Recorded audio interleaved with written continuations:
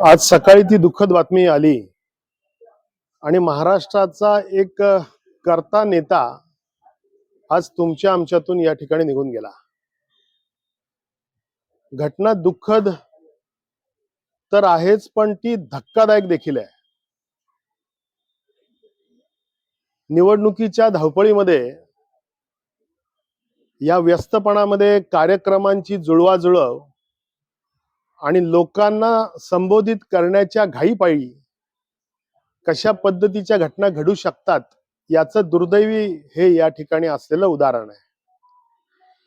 ज्यांना महाराष्ट्र माहिती होता, महाराष्ट्रातल्या सर्व राजकीय सामाजिक घटना ज्यांना माहित होत्या, महाराष्ट्राचा ज्यांचा खूप जवळून अभ्यास होता, अशा 2-4 पुढाऱ्यांपैकी दादा एक होते।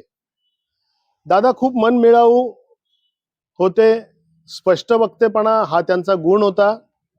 आमच्यासारखा नवोदित कार्यकर्ता ज्यावेळी विधिमंडळाचा जेव्हा सदस्य झाला, तेव्हा बोलताना होणाऱ्या चुका व्यवस्थितरित्या समजावून देणं, आणि प्रतिनिधी कोणत्याही पक्षाचा जरी असला तरी सुद्धा त्यांनी लोकशाहीची मूल्य जपली पाहिजेत आणि सदनातील परंपरा त्यांना ज्येष्ठांनी अवगत करून दिल्या पाहिजेत, अशा विचारांचे ते इथे होते।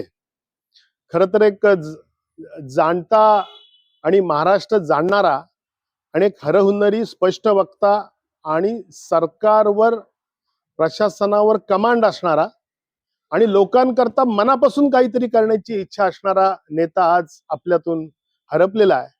मी, माझे कुटुंबीय आणि विशेषतः माझा पक्ष यांच्या आम्ही सर्व मंडळी, पवार कुटुंबियांच्या, राष्ट्रवादीच्या कार्यकर्त्यांच्या आणि अर्थातच तमाम महाराष्ट्रातल्या जनतेच्या दुःखामध्ये या ठिकाणी आम्ही सामील आहोत।